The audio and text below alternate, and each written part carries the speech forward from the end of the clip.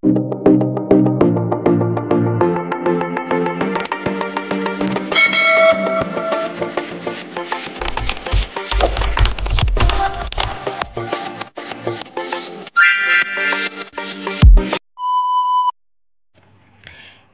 mo ito sa iyong underwear at siya po ay labis na mababaliw sa sobrang pagmamahal sa iyo.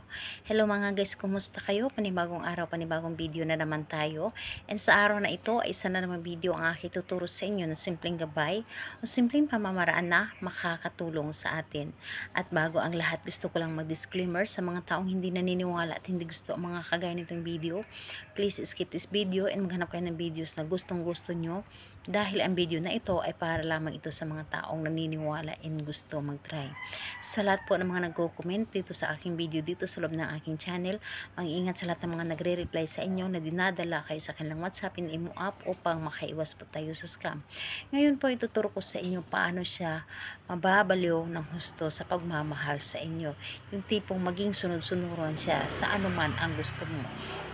Ito ay pwedeng gawin sa parehasang kasarian, babae to babae, and lalaki to lalaki. And syempre naman sa ating babae at lalaki na mag-partner. And pwedeng-pwede mo rin itong gawin kahit na kayo ay magkalapit at magkalayo sa isa't isa. So dito, ang kailangan lamang natin dito maghanda ka ng inyong underwear. So, pwede namang gamit na, pwede ring hindi. So, basta ito ay inyong nasuot na. And ayun po, kailangan din natin dito ng papel na maliit at panulat. So yun ang dapat natin na ihanda lamang. So ayun po, kapag handa na yung aking mga naibanggit na ating gagamitin, ang isunod mo ihanda isang inyong sarili. Handa mo inyong sarili, kailangan na alam mo sa iyong sarili na gustong gusto mo itong gawin. Kailangan na naniniwala ka. And syempre, kailangan na nagtiwala ka sa inyong dapat na gawin. So, ayun po. Kapag ready na, pwede mo na itong umpisahan. So, ang gagawin mo lamang dito, napakadali lamang. So, sa isang maliit na pirasong papel, isulat mo doon ng 3 beses ang kanyang pangalan at apelyido ng inyong target. So, 3 beses po pangalan niya at apelyido.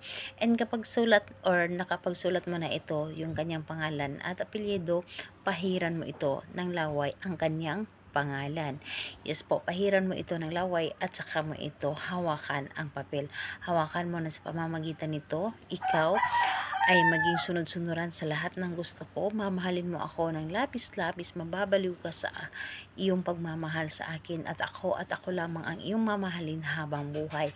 And pagkatapos mong sabihin dito lahat-lahat, ang papel na yon na inyong sinulatan ay itupi mo lamang ito ng isang bisis.